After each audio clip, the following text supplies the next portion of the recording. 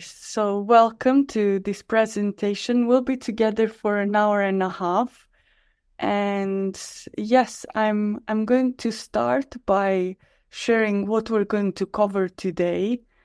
So we're going to look at what is coaching supervision, the definition, the three roles of the supervision, and why supervision, why now. And then we'll look also at the impact that supervision can create both on the supervisor, on the supervisee, and on the coaching profession. And we will close with looking at how ICCS supports you as a supervisor create an impact. We'll look at our mission and the ICCS's approach. A little bit about me.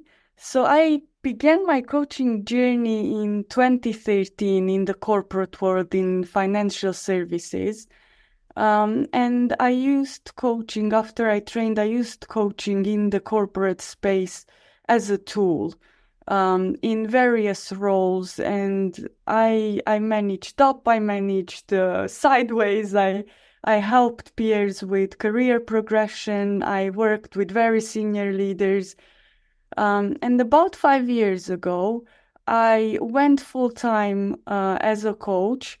And I also had a keen interest in marketing and in sales psychology. And I started going from the financial services or the corporate world from a big team.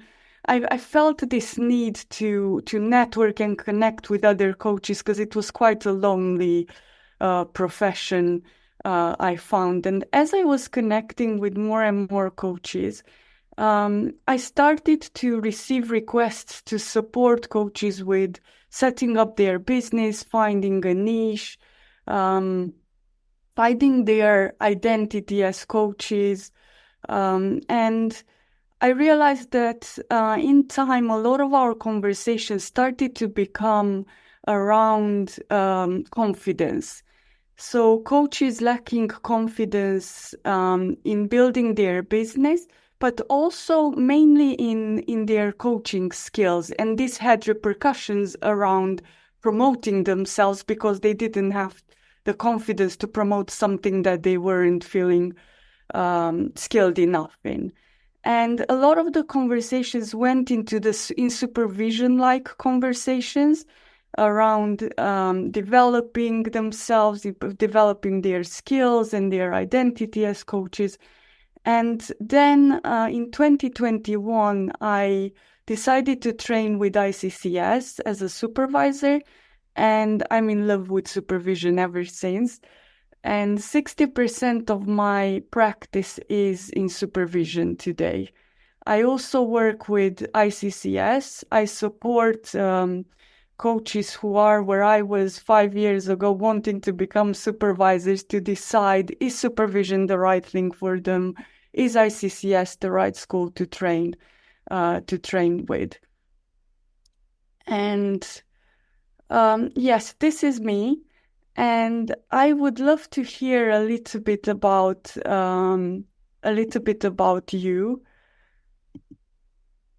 And just to get a sense in the feel of who's in the room, if you could share in the chat if you are a coach looking to receive supervision, to offer supervision, maybe because you're already trained as a supervisor or you're not trained but you're still providing supervision services, or if you're looking to train as a supervisor or something else, a combination maybe of all of the above.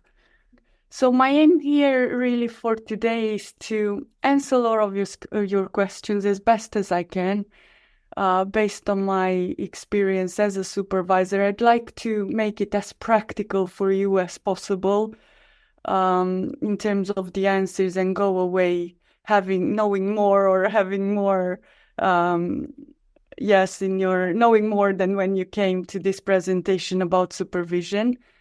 Help you gain a clearer picture of the impact that supervision can have, whether you're a supervisor, a coach, and to help you decide if supervision is right for you, whether to receive it or whether to train as a supervisor. I'll tell you a little bit about ICCS. ICCS is a training provider for supervision. And ICCS also has a database of trained supervisors or supervisors in training. So I'll share how if you're looking to receive supervision, how ICCS can support you with that. Lovely. So I'd like for us to look at what is supervision, just to make sure that we're all on the same page. And even when supervisors say, yes, I know what supervision is, there can be some differences in understanding. So I just like to make sure we have the same understanding. And we're looking here at Nick Bolton's definition. He's the founder of ICCS. So I'll read the definition and then I'll explain it in a bit more depth.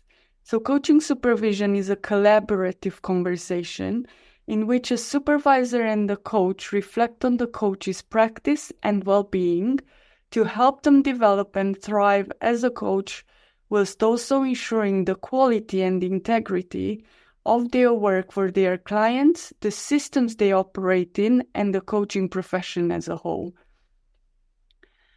So this really is, supervision is a relationship, it's a very collaborative relationship in the sense that the supervisor, yes, they tend to be more experienced than the coach, the supervisee, but it's not a space where the supervisor shows authority or tells the coach what to do. It's really a reflective space where the supervisor helps the coach to think for themselves about their practice, their emotional responses, the quality of their work, the integrity of their work, any help with any ethical dilemmas, and is really focusing on not only on the coach's work and quality, but also on their emotional well-being. For example, any self-doubt, any imposter syndrome, and we'll talk a little bit more about that. So you're also looking at, and this is one of the differences from coaching the coach to supervising the coach, is that the supervisor is looking not only at the coach, but also their clients and the systems that they are part of. So the remit of the work is much wider than a coach's remit would be. And is concerned with the whole of the system. The coach, the client, the system can be the organization and the coaching profession as a whole. So let's look at how's the coaching, the supervision process, how does it take place? So the supervisor has three main roles. One is a formative function, a normative function, and a restorative function. The formative function is looking at how a coach is performing. What skills are they developing? What is the outcome of their coaching? What are the areas of growth? And it's very much a teaching and growth process. It's also looking at any strengths that a coach has to highlight those and bring them to in the awareness if it needs to be brought more in the coach's awareness. The normative function is really looking at the coach as a professional. How does the coach adhere to the standards, the ethical expectations, and the norms of the profession? And the restorative function is looking at the coach's emotional well-being. At what extent the coach is taking on other people's emotions? How are they coping with the workload, the systems that they are part of, and what feelings do they have? And if we look at, I'll pause. I'm conscious that I'm giving you a lot of information. I'll pause in a while for any questions that you might have. If we look at why supervision and why now, the coaching industry in the last 10 years has really grown at a remarkable rate. And especially after COVID, with people from various backgrounds entering the profession, and with the profession not being regulated, as you know, it has become essential for to establish high standards and competence and professionalism within coaching. And supervision is a great place, and to be able to provide that, and it plays a key role in maintaining these standards and the integrity of coaching. There's also an increased focus from coaches on supervision, and it's driven by different factors. I think that a big role is played by the more and more complex reality that we work in and that the coaches coach in. I think the clients are living a more and more complex reality, with change happening at a faster pace, with more uncertainty, and there's higher demands on the coach, but also the coaching profession is evolving. So the coach is exposed, and you might be feeling or experiencing some of this yourself. Whether you work with individuals or with organizations, there's a lot changing and there's a lot evolving. And supervision is a great space to explore new ways of working, new approaches, new tools, preserving your well-being as a coach. There's also an increased focus on supervision by professional bodies. The EMCC are currently reviewing the supervision competencies. ICF are doing more and more work on supervision. And they offer supervision spaces as part of their community of practice. But the MCC is officially recognizing supervision as a practice, and there's a requirement if you want to get your credential as a supervisor as a coach, that you need to receive certain hours of supervision. ICF is not quite there yet, but there's more and more focus from ICF as well. Internal coaching in organizations, there's an increased focus from organizations on sustaining coaching practices within the organization to offer, it's like quality assurance, supervision as quality assurance within internal coaching, and to support their coaches with their well-being. Internal coaches are likely to be subject to biases, to pressures or isolation, maybe conflict of interest or confidentiality issues, so they might have different needs from supervision, any power games that might be happening within the organization. And supervision is also expanding geographically. In ICCS, we definitely see an increased interest from coaches from Asia, Africa, North America, wanting to train in supervision.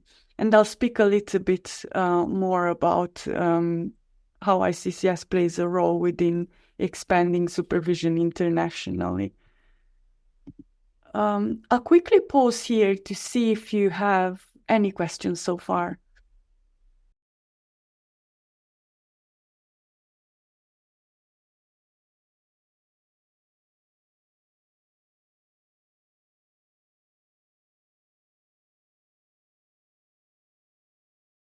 Thank you. Great question.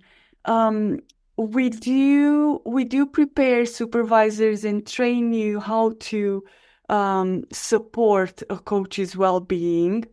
There isn't specific training on certain mental health issues and how you support with those mental health issues, but there is a general approach to how to support a coach's well-being.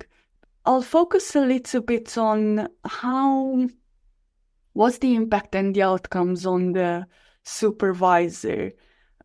So coaches who decide to train as supervisors come from, definitely with ICCS, come from various backgrounds in terms of cultural background, in terms of training, the coach training that they receive, and experiences, views. So there's a big diversity there. Something that they all have in common is, one is the desire to grow and develop professionally. And the other one is to really make an impact to our other coaches, but also to the coaching profession as a whole. And the professional growth is, supervision plays such a big role here. And they say that supervision is like the rocket fuel for your coaching, because it develops you as a coach, not just as a supervisor. And I definitely experienced that myself. I coach very differently today to what I coached before I trained as a supervisor. Supervision really pushes you to refine your skills, to deepen your understanding of the coaching process, allows you to explore various coaching methodologies, and understand dynamics, the coach-client relationship and the dynamics in a different way, in a deeper way. What I really enjoyed is this skill diversification. So you develop capabilities in systemic thinking, in diverse approaches, because you're not only concerned with the coach the client in front of you, but the coach's client and the bigger system that they are part of. And also working with diverse coaches, you're working with coaches who have trained in existential coaching, solution focused, they are executive coaches, they are well-being coaches, all niches, all types of receiving all sorts of trainings. And as a supervisor, you need to adapt to that. You need to be able to support all coaches, irrespective of their background, training, or what level of experience they have. And this comes with an openness, with a certain also preparation to be able to support coaches irrespective of their backgrounds, training, and qualification. There's also different ways of intervention. So you learn how to adapt your style, like from a catalytic style, which is very much a coach's natural form of intervention, creating a process of change through questions, to a more prescriptive, informative intervention. Whereas a supervisor, sometimes you have to be directive, you have to be more prescriptive and informative, whereas coaches wouldn't do that with their clients. So that's again a difference between a supervisor and a coach. As a supervisor, so supervision comes with a great sense of fulfillment, because you help, you contribute to a coach's development, which I find one of the most fulfilling parts of the job. But it also comes with a lot of responsibility, because you're impacting not only the coach that you have in front of you, but all their clients and the whole system that they are part of. So your work as a supervisor reaches really far. And this comes with a lot of responsibility as well. But that's the beauty of supervision. It also has this broad impact on the coaching industry. It comes with the responsibility towards establishing those and maintaining those standards, high standards for coaching, and contributing to the profession's overall growth. When at the beginning, when I started to network with a lot of coaches, when I moved from the corporate world to my own, to the full-time coaching practice that I have today, I was part of a lot of Facebook groups. I don't know if any of you have experienced Facebook groups, specifically for coaches. And I realized that there were a few some coaches who called themselves coaches but weren't offering coaching, were offering something else, or were calling themselves coaches but didn't really know what coaching was. And I felt when I became a supervisor, I felt such a responsibility to make sure that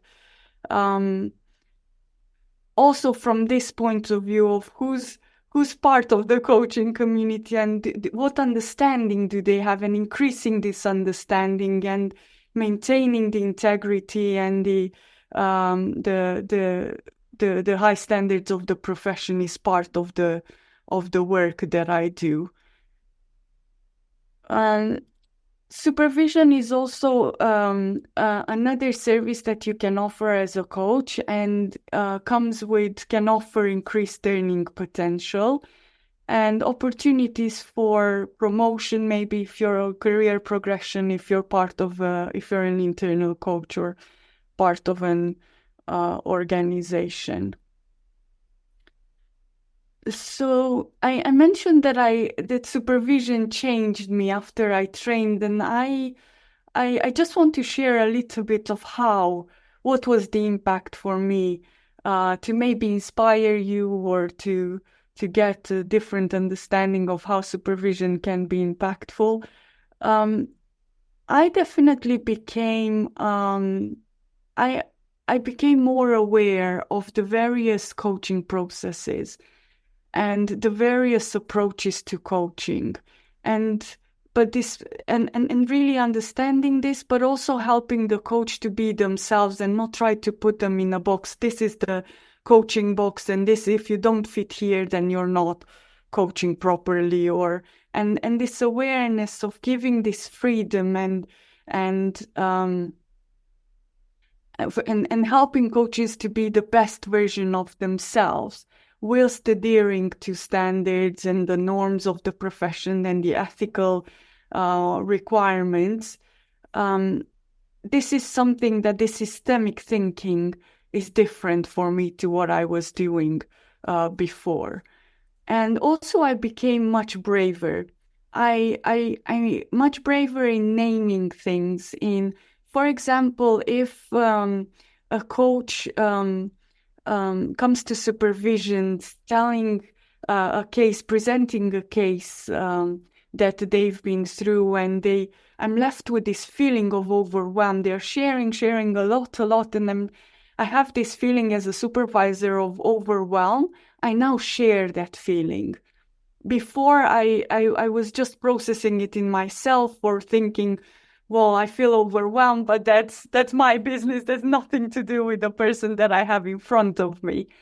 And whereas any parallel processes, transference or counter-transference of what's happening in the coaching space for them, and that's transferring into the supervision space, that's something that we openly talk about. And this approach, I bring it into my coaching as well, in naming what's happening in the space, and also in the relationship that we have, whether it's coach-client or supervisor-supervisee. Do you have any questions around the impact and outcomes on the supervisor?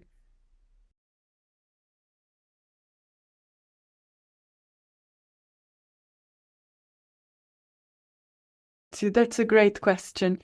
I do have my own supervisor, and supervision of supervision is important as well. Who supports you as a supervisor and who supports you both as a person, your emotional well-being, but also your skills as a supervisor. And I'm part of a group where I receive supervision, but also ICCS offers group supervision, lifetime group supervision, meaning that as long as you're part of the ICCS community and you trained with us, you receive group supervision and for like supervision of supervision, basically. So you have this space to address any questions or explore some of these complexities.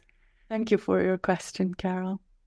And if anybody else has any other questions, in that case, I'll move to the next slide, where coaches come to supervision with various questions. Some of them are around how do I know how effective am I as a coach? And it's similar to John, I think you asked the question, the need to receive some feedback on your coaching. Some coaches ask, so how do I know how much value am I adding, or when I'm adding enough value to my clients? There's questions around how do I take my coaching to the next level? I feel like the coaching tools that I have are not sufficient in the work that I do with my clients. I'd like to work at more depth with clients to achieve deeper transformation for them, or using intuition in the sessions, or do I use intuition? Do I use various coaching tools or models? Or this feeling of stuck with a particular client, if a client, for example, goes in circles, or often comes up the question of the boundary between therapy and coaching, where sometimes clients are in that gray area where and coaches need that additional support to decide, am I qualified? Am I ready to continue coaching, or do I refer this person to somebody else?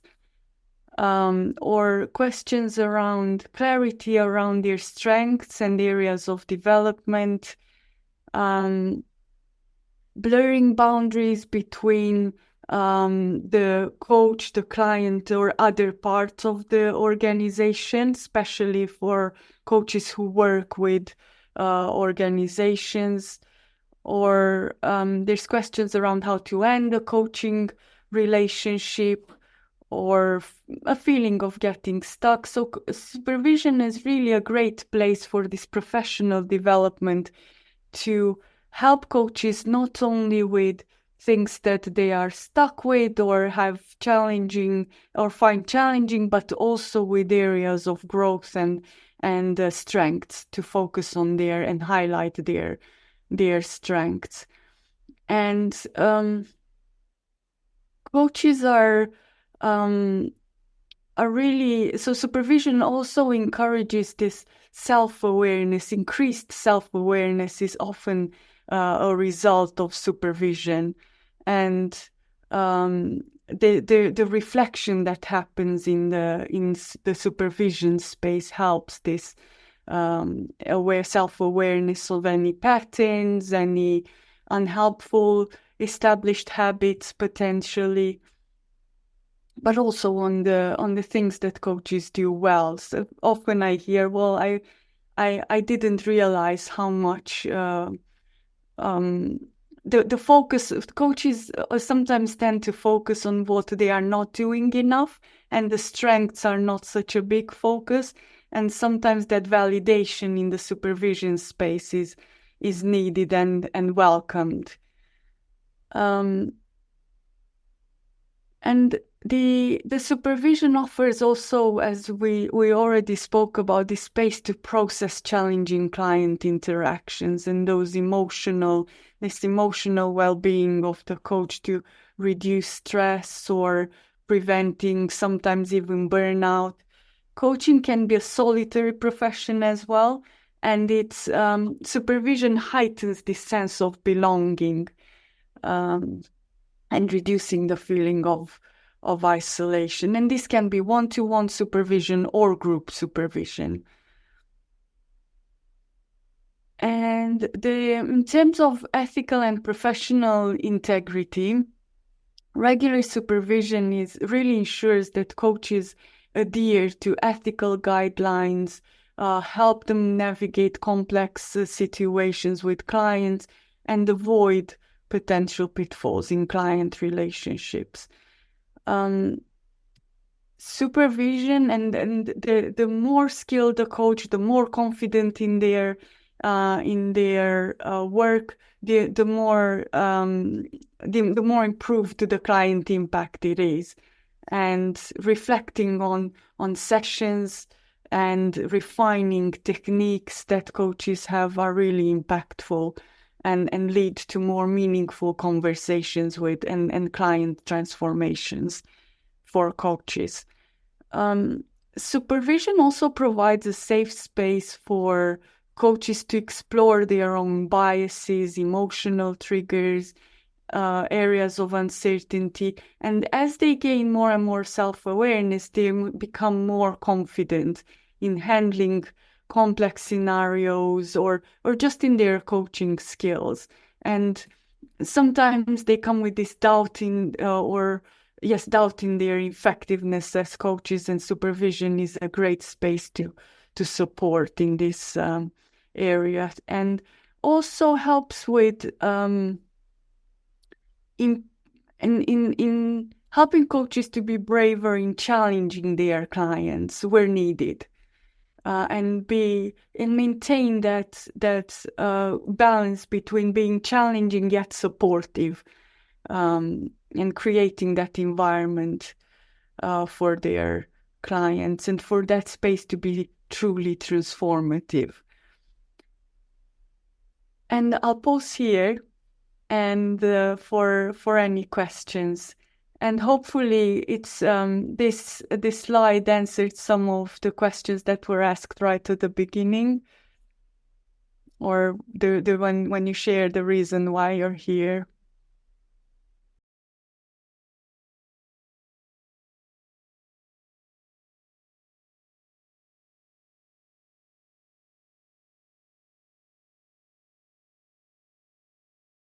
It's very much a personal choice. So some coaches prefer group because of this sense of belonging. They want to learn from other coaches as well as the supervisor, and to see different ways of doing things, and also hearing what other coaches find challenging. It's also a choice of, so some of my clients chose group supervision because one-to-one wasn't affordable to them. And it's more affordable for some coaches to be part of the group because it's a lower price point. Some prefer one-to-one because they need that, because of the complexity of the work. I find that newer coaches prefer group supervision because they find it enough. They need that newly qualified. They come out of a community and they feel like, I want to belong to another community or to continue belonging. And some more mature coaches, more experienced coaches prefer that one-to-one space for them to have enough time to explore the complex dilemmas, ethical dilemmas, or other cases that they bring.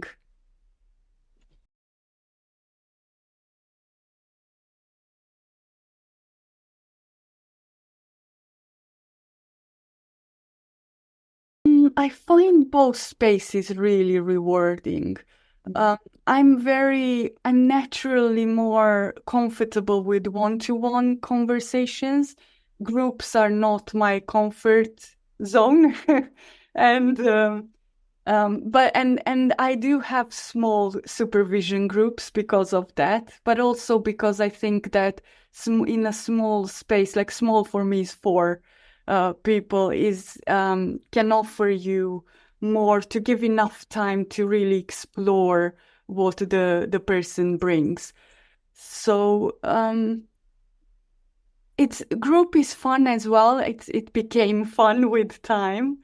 And I think the group is really valuable because you learn, you see different ways of seeing things from different people. The same topic is viewed in different ways, and they are all valid views, and and sometimes my supervisees have inputs that I didn't think about. I didn't consider that side of the, of the same coin. So, and I find that really valuable, and I learn so much as a person, as a coach, as a supervisor.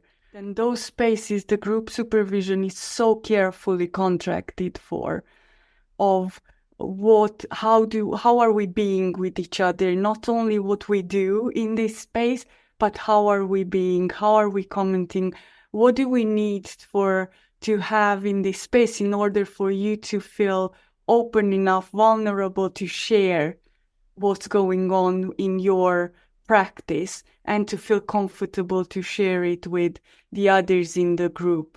And I do have a process of contracting individually and as a group, and I very carefully select the people that are part of that group because of that. And we contract carefully. So you are right, it's such a space, it's a space where you need to feel comfortable, right? To share things that maybe you don't feel. Sometimes shame comes in, and disclosing things that, yes, I'm not doing as well as I would like to in my practice. And that's not always easy to share. So the group space needs to be carefully contracted for, so you do feel. And we also contract for if you don't, what happens then?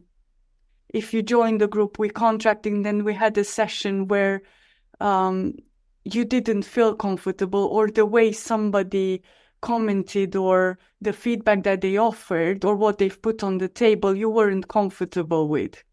So what do we do then in this space? And I had those occasions where we had to bring that back to the group and discuss. I'm also mindful of the experience that coaches have. So one of my groups is newly qualified. Well, newly for me is around 3 years after qualification. So relatively new coaches. And I don't mix newly qualified coaches with very experienced coaches in the same group, for example. And this is it. You see, the supervisor plays such an important role in a coach's life and career, and supervision can be done well and not so well. So it's so important. It comes with so much responsibility. At least that's how I see it, that it really does come with a lot of responsibility. Thank you, Carol. Thank you. We're going to move on to the next slide. And yes, we're doing really well with time. Lovely. So if we look a little bit at the impact and outcomes on the coaching profession, most of the things we covered, but it definitely, for me, the key takeaway here is that the coaching industry, in my personal opinion,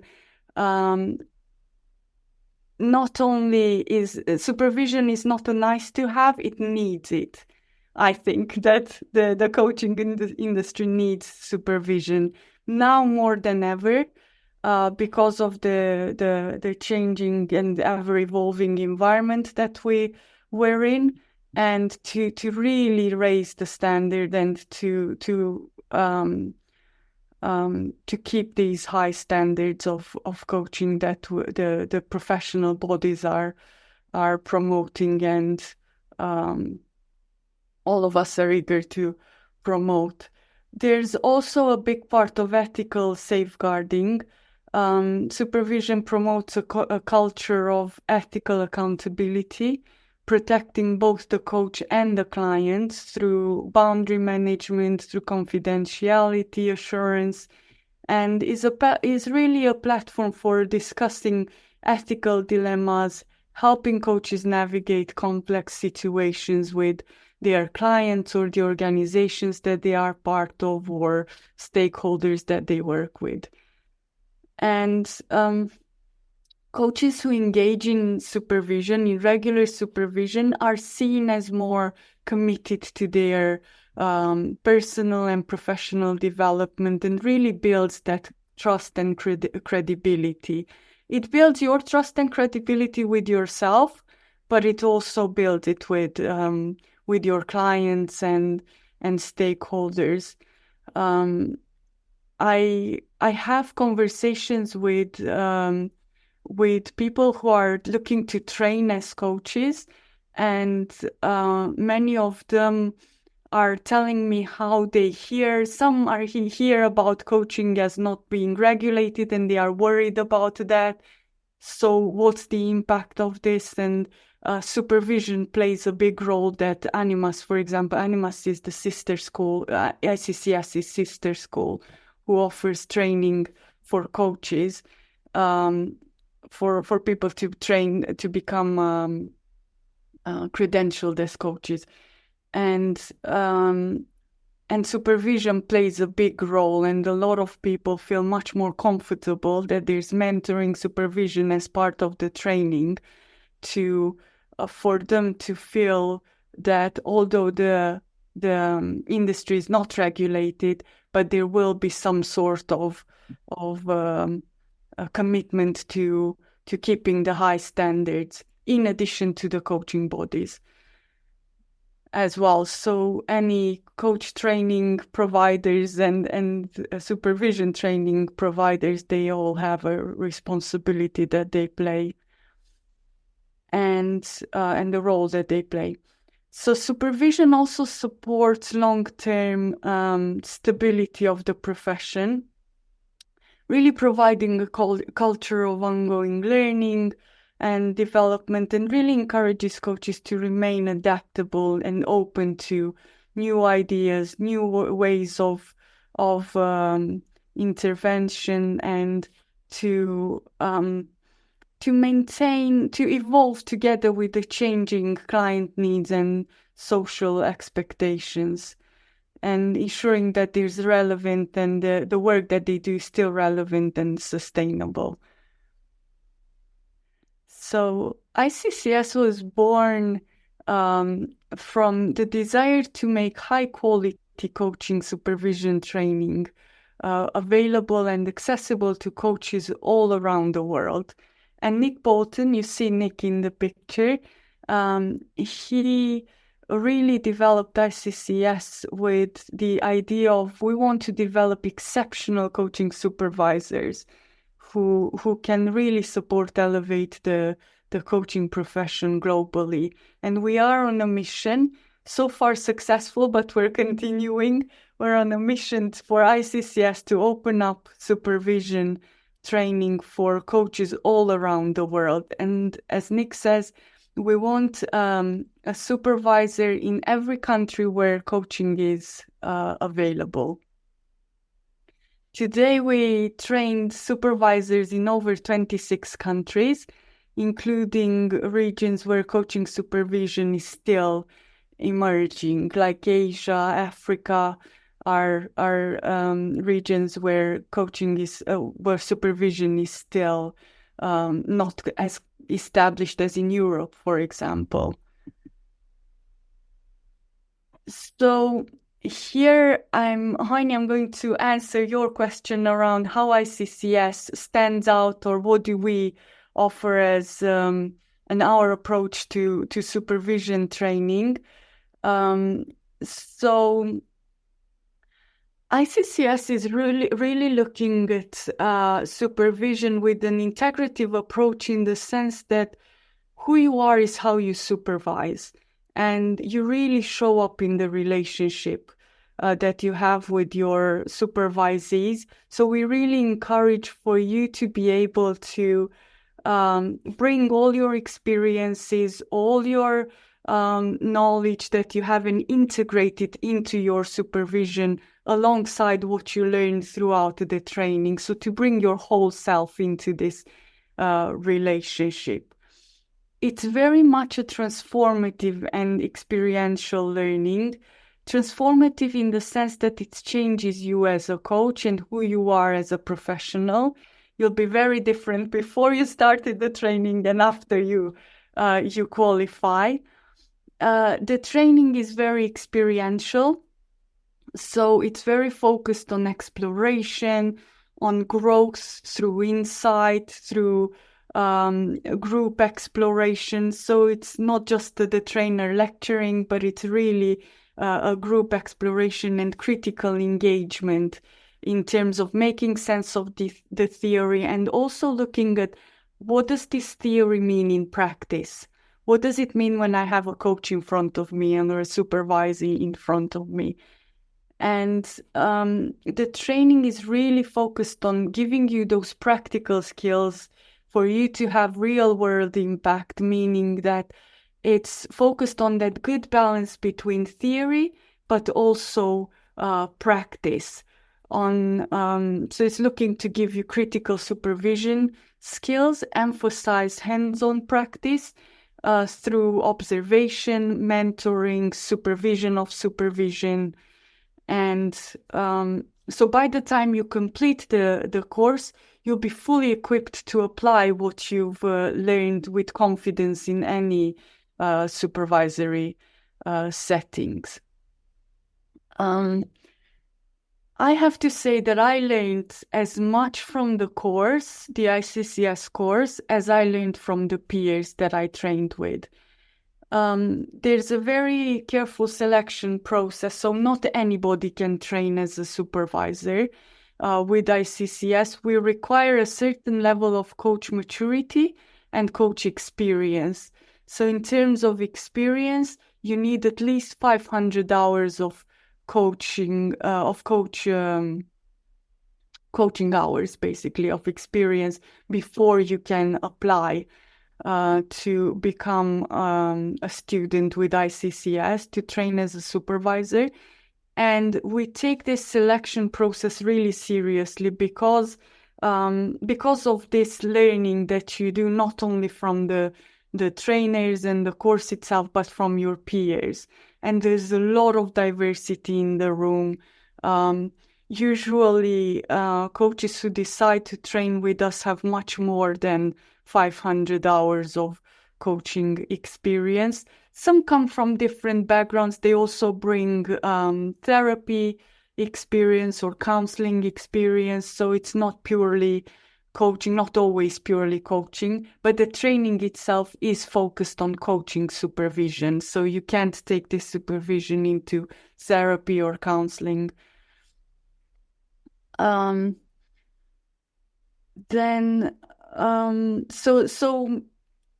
the training is really focused on this deep, meaningful learning environment and discussions with advanced insights. And the accreditation, the course is accredited by the three major coaching bodies, by EMCC, the Association for Coaching, and ICF.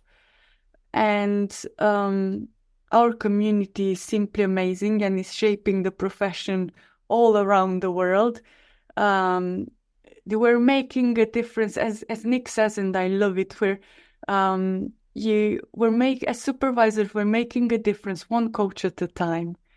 And throughout the world, because whether it's becoming the second coaching supervisor in East Africa, growing supervision in Singapore, embedding supervision in the heart of ICF Hungary, we had students, or contributing to the global dialogue on coaching, ethics and practices on supervision, as well ethics and practices. ICF trained supervisors are at the forefront of the profession.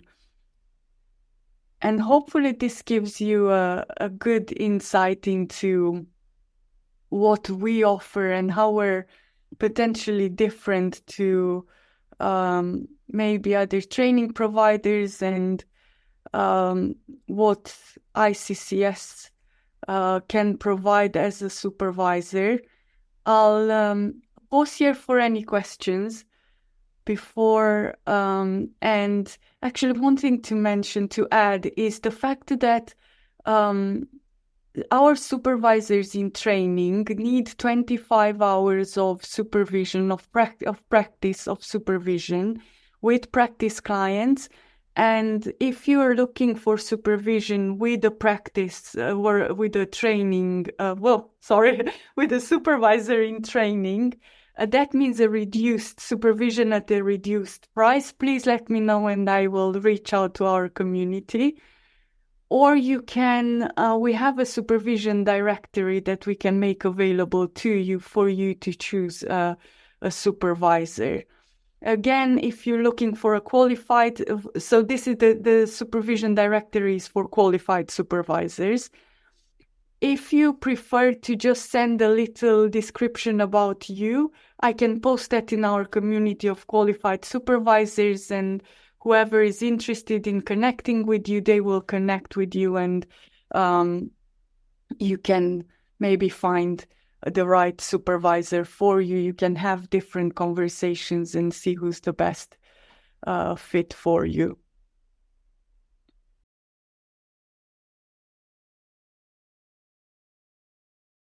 That's a very good question. I am not sure. I know that ICCS trained 200 plus supervisors. How many are there around the world? I'm not sure. Maybe somebody else knows who's on the call?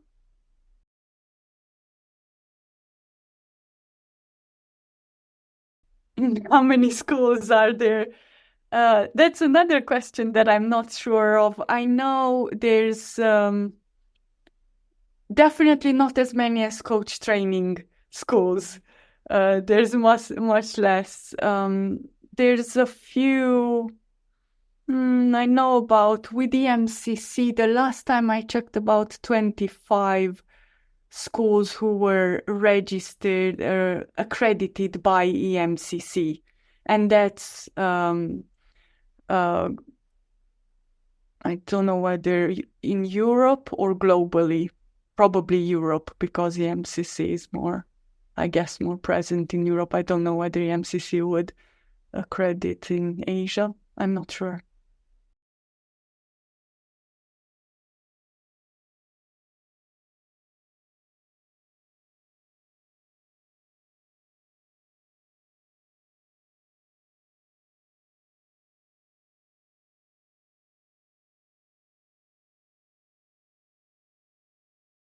I see an increase in request, in interest for supervision.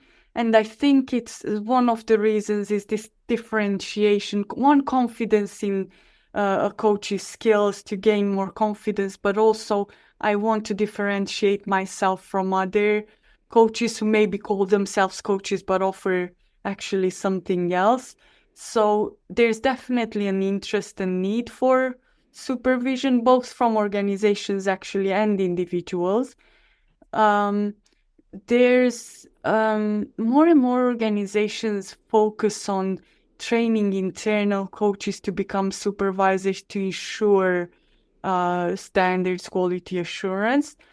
In terms of earning potential for an independent supervisor, rates are similar to coaching rates, similar, at least in my world.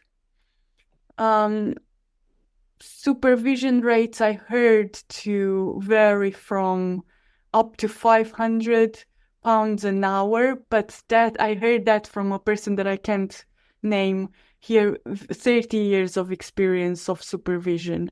So very, very experienced. It's not like in coaching where prices range dramatically. It took me a year to earn back the money that I paid for the training.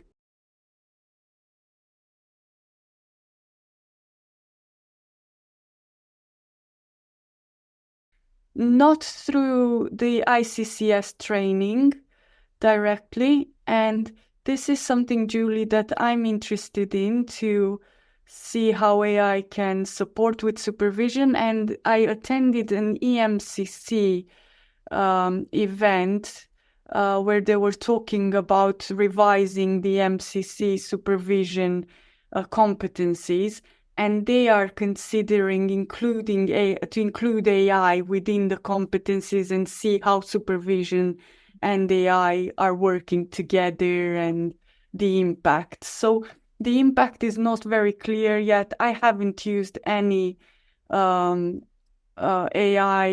apps for coaching or supervision. I've attended some talks, and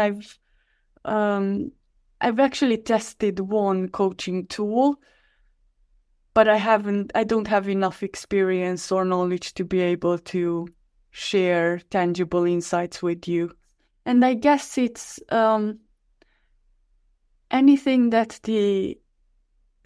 where the human relationships and the complexity of what the client brings to the session, it's of such nature that AI can support them, or I see AI supporting a person up to a point, but then it either becomes too complex, too emotional, where they just need a person to talk to. Thank you. It's a great question, and AI is becoming more and more present in conversations, in coaching, and in supervision.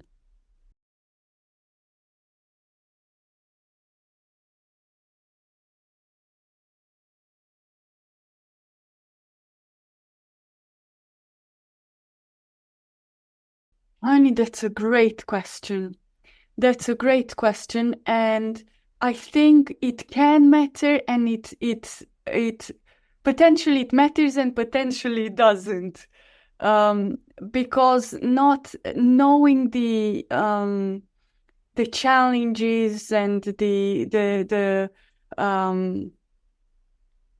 coaching, so being a team coach yourself could bring a lot of benefits to the work that you do with team coaches, and they might need you to be a team coach and understand their approach, but it might not matter. I've been a successful supervisor to coaches who coach in a completely different style to mine, or come from a different coaching school to what I studied in. And I didn't need to understand the nitty-gritties and their approach. But I did have situations when I went to gain more understanding in the approach that the client brought, because I felt that I needed that in our conversations. So sometimes I needed that knowledge, sometimes I didn't. So it depends on the situation, I would say. Yes, and for example, I had situations where, because I wasn't trained and I wasn't exposed to that particular type of coaching, I brought in a different view and fresh eyes and new questions. Now, if the client asks me, so Andrea, in this particular team coaching situation, what would you do differently?